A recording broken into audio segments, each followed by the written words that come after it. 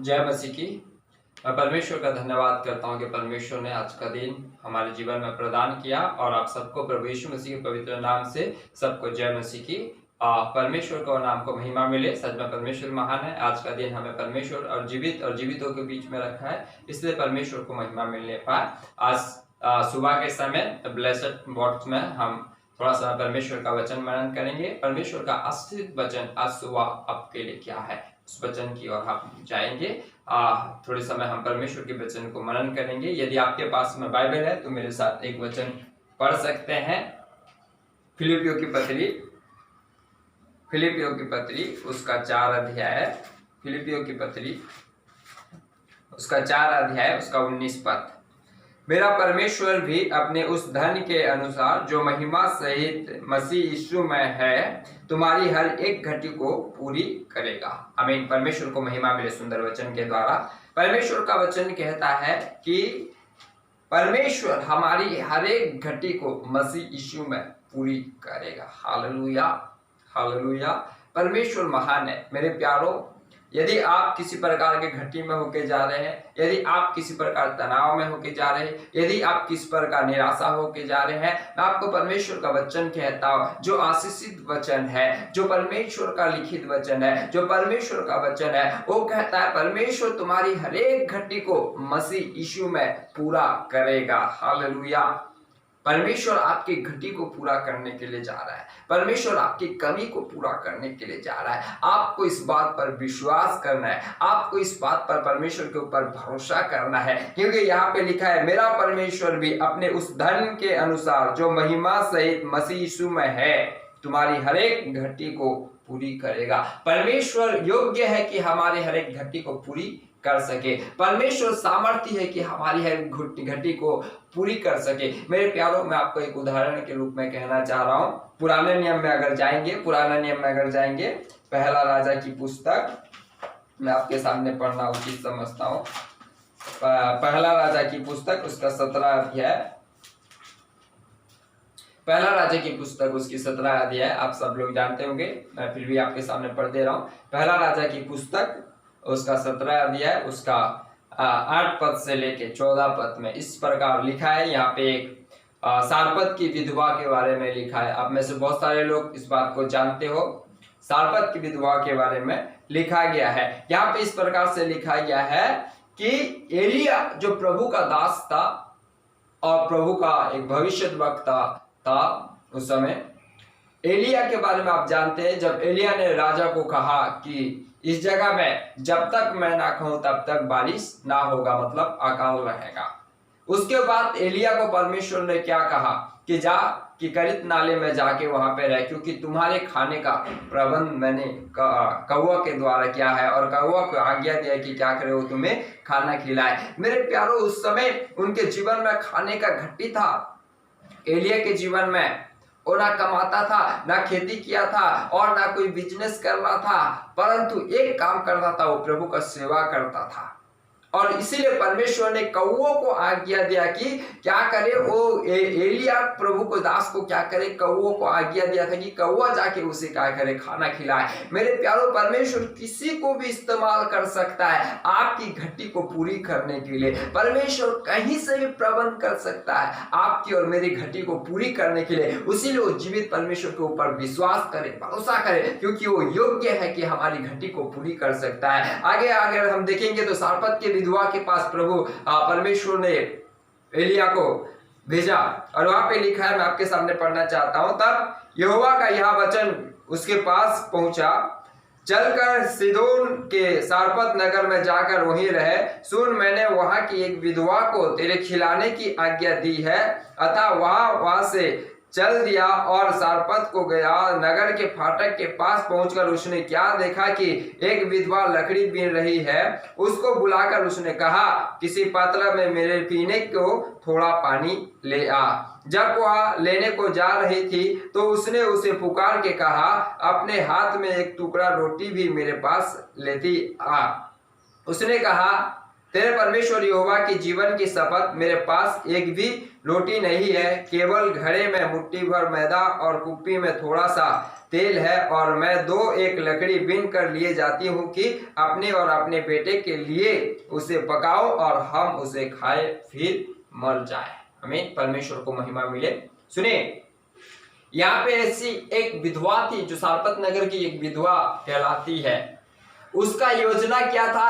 घटी के वजह से रोटी पका के खा के क्या करने का? मरने का योजना था। लेकिन परमेश्वर का योजना मारने का नहीं, परंतु परमेश्वर का योजना जिलाने का योजना होता है। हालेलुया।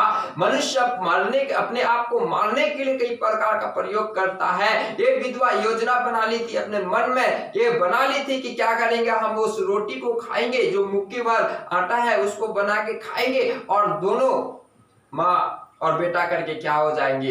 हम मरेंगे बोल के उसने योजना बनाई थी। लेकिन उस मृत्यु के समय में परमेश्वर ने एक योजना बनाया कि तुम्हें मरने नहीं है, तुम्हें जीना है बोल के। वहां पे प्रभु के दास एलिया को जब भेजता है, एलिया कहता है कि मेरे लिए क्या कर, 1 गिलास पानी ले आ, और पानी के साथ कहता है क्या कर, मेरे लिए आधा टुकड़ा एक रोटी भी ले आ। मैं कई बार ये चीज समझता हूं कि प्रभु गरीबों के पास ही क्यों भेजता है अपने दासों को? गरीबों के पास, जिसके पास घटी है उसी के पास ही क्यों भेजता है? इसलिए भेजता है कि उनकी घटी को क्या करे, वो पूरी करे। हालेलुया। गरीबों के पास इसीलिए भेजता है कि गरीबों को उठा के अमीर करे। हालेलुया। यहाँ पे क्या था, प्रभु के दास एक बार कौओं के द्वारा खिलाया गया, दूसरी बात क्या करने के लिए आया, एक विधवा के द्वारा क्या बोलते प्रबंध परमेश्वर ने कराया कि उसको क्या करे, उसकी घटी को पूरा करे। यहाँ पे प्रभु के दास की भी घटी पूरा हो रहा है, यहाँ पे उस विधवा की भी घटी पूरी हो रही है, वहां पे इस विधवा के बच्चे का भी घटी क्या हो रहा है, पूरा कर रहा है। क्योंकि परमेश्वर योग्य है आपकी घटी को प्रभु यीशु मसीह में क्या करे, पूरा करने का। इसीलिए मेरे प्यारों आपको विश्वास करना है। यहाँ पे कहती है 13वीं आयत में इस प्रकार लिखा है, एलिया ने उससे कहा, 12वीं आयत में पढ़ दे रहा हूं, उसने कहा तेरे परमेश्वर यहोवा की जीवन की शपथ, मेरे पास एक भी रोटी नहीं है, केवल घड़े में मुट्ठी भर मैदा और कुप्पी में थोड़ा सा तेल है, और मैं 2 लकड़ी बीन कर लिए जाती हूँ कि अपने और अपने बेटे के लिए उसे पकाऊं और हम उसे खाए फिर मर जाए। हालेलुया। ये पहला योजना होगा खा पी के मरने का।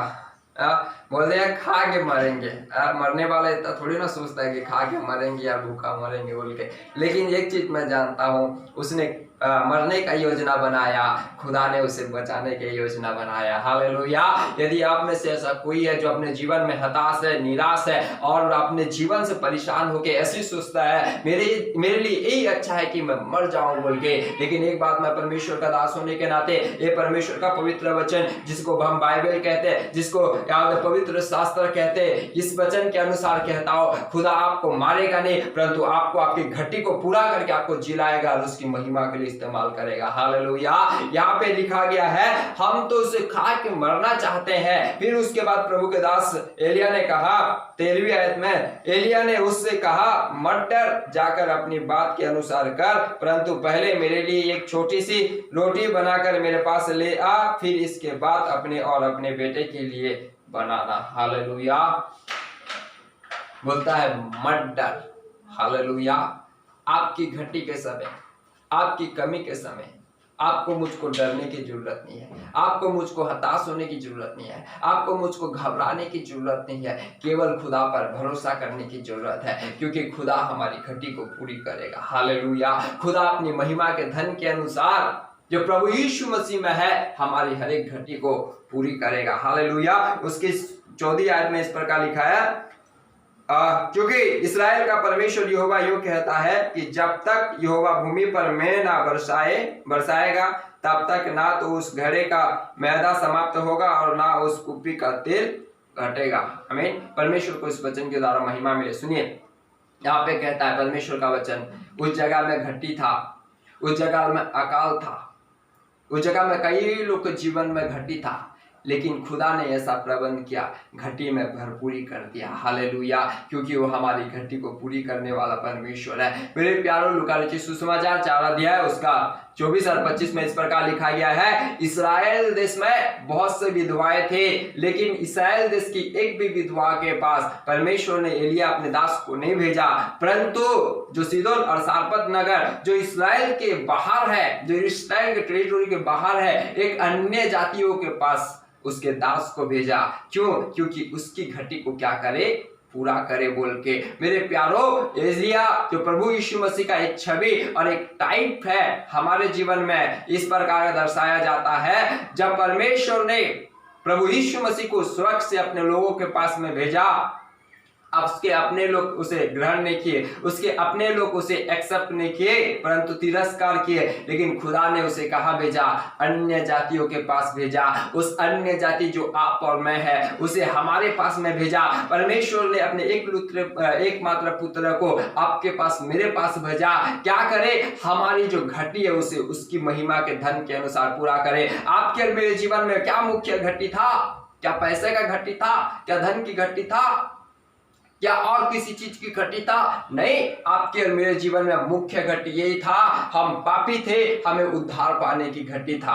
लेकिन खुदा ने क्या किया? आपके मेरे पास उसके एकमात्र प्रभु यीशु मसीह को, एकमात्र पुत्र को भेजा, ताकि आपकी और मेरी घटी को क्या करे? उसकी महिमा के धन के अनुसार पूरा करे। आज परमेश्वर ने आपको, मुझको उद्धार देके उस महान घटी को पूरा किया है। आज हमें परमेश्वर ने अपने महिमा के धन के अनुसार हमारे पापों को क्षमा करके हमारी महान घटी को पूरा किया है। ये है वो धन जो प्रभु हमें देता है। वो क्या है? वो उद्धार है। हालेलुया, वो उद्धार है। इसीलिए मेरे प्यारों, मैं आपको भरोसा दिलाता हूँ, विश्वास दिलाता हूँ, परमेश्वर आपकी हर एक घटी को उसके महिमा के धन के अनुसार प्रभु मसीह यीशु में पूरा करेगा। हालेलुया, परमेश्वर आपकी घटी को मसीह यीशु में पूरा करेगा। अगर मसीह यीशु में पूरा करेगा, आपको यदि चाहिए, आप किसी प्रकार के घटी में जा रहे हैं और आप चाहते हैं कि मेरी घटी पूरा होए, सबसे पहले आपको मसीह यीशु में आना है, क्योंकि खुदा मसीह यीशु में आपकी घटी को पूरा करेगा। हालेलुया, इसीलिए परमेश्वर का वचन कहता है, किसी भी बात की चिंता मत करो, परंतु हर एक बात में धन्यवाद करो, क्योंकि धन्यवाद के साथ तुम्हारे प्रार्थना, विनती, निवेदन खुदा के सम्मुख में उपस्थित किए जाए। खुदा आपकी घटी को निश्चय पूरा करेगा। मैं आपके लिए प्रार्थना करूंगा, यदि आप किसी प्रकार का तनाव में है, किसी प्रकार निराशा में है, किसी प्रकार का घटी में है, किसी प्रकार का रोग दुख बीमारी में है, मैं खुदा का दास होने के नाते मैं आपके लिए प्रार्थना करूंगा। प्रभु आज का दिन आपकी घटी को पूरा करेगा। हालेलुया, आपको इस वचन पर विश्वास करना है, आपको इस बातों पर विश्वास करना है, आपको इस वचन की ऊपर विश्वास करके अपने जीवन को खुदा के ऊपर समर्पण करना है। खुदा आपकी घटी को निश्चय पूरा करेगा। मेरे प्यारों, आप 1 मिनट के लिए मैं आप सबके लिए प्रार्थना करूंगा, इस सुंदर वचन के लिए जो खुदा ने आज का दिन हमें दिया है, जो परमेश्वर ने आज के दिन हमें दिया है। इस वचन के अनुसार मैं आपके लिए प्रार्थना करना चाहता हूं। यदि आप किसी प्रकार की घटी में होकर जा रहे हैं, यदि मेरे वचन को आप सुन रहे हैं, यदि इस यूट्यूब के द्वारा आप कहीं पे भी है और परमेश्वर का वचन को सुन रहे हैं, मैं आपके लिए प्रार्थना करना चाहता हूं। प्रभु आपकी घटी को पूरा करेगा। आप अपनी आंख को बंद करें, 1 मिनट के लिए हम प्रार्थना करेंगे। अनुग्रहकारी दयालु परमेश्वर, स्वर्गीय पिता, हम आपका धन्यवाद करते हैं। प्रभु, आप महान है, दयालु एवं पवित्र परमेश्वर है। प्रभु जी, हम प्रार्थना करते हैं, आपका वचन में लिखा है स्वर्गीय पिता कि आप हमारी हर एक घटी को आपकी महिमा युक्त मसीह यीशु में हमारी हर एक घटी को पूरी कर देंगे। खुदा, हम विश्वास करते हैं, इनमें से कोई भाई बहन यदि निराशा में है, तकलीफ में है, किसी प्रकार की घटी में हो रहे हैं, स्वर्गीय पिता, दास होने के नाते प्रार्थना करता हूँ, प्रभु यीशु नासरी के नाम से उनके हर एक घटी दूर होने पाए। खुदा, उनके हर एक आवश्यकता को, उनके हर एक जरूरतों को आप अपनी महिमा के धन के अनुसार मसीह यीशु में इन दिनों में पूरा करने पाए। स्वर्गीय पिता, धन्यवाद, हमने ऐसा किया है, धन्यवाद, महिमा आपको देते हैं। आपके प्रिय पुत्र प्रभु यीशु नासरी के नाम से हम आपसे आशीष मांगते। खुदा, आशीष दीजिए प्रभु यीशु मसीह के नाम से। आमीन, आमीन, आमीन। सबको जय मसीह की। परमेश्वर आप सबको आशीष करे। आज की सुबह की आशीषित वचन में आप सबका स्वागत है। यदि ये वचन आपको पसंद आया और प्रभु ने इस वचन के द्वारा यदि आप आशीषित हुए हैं, आप दूसरों को भी शेयर करिए, दूसरों को भी भेजिए ताकि वो भी सुन के आशीष पाने पाए। और किसी प्रकार की प्रार्थना निवेदन है आप हमें इस यूट्यूब चैनल के द्वारा, कमेंट के द्वारा, फोन नंबर के द्वारा आप दे सकते हैं। हम आपके लिए प्रार्थना करेंगे, प्रभु निश्चय आपकी घटी को पूरा करेगा। और हम कुछ दिनों के बाद ऑनलाइन बाइबल क्लास स्टार्ट करना चाह रहे हैं। यदि आप चाहते हैं कि ऑनलाइन में हम परमेश्वर के सच्चा वचन की अध्ययन करें तो आप इस पे कमेंट कर सकते हैं यस यस। अगर मुझे 1000 कमेंट अगर मिल गया यस करके तो मैं निश्चय ऑनलाइन क्लास स्टार्ट करूंगा। आप सबको प्रभु बहुत आशीष करे। जय मसीह।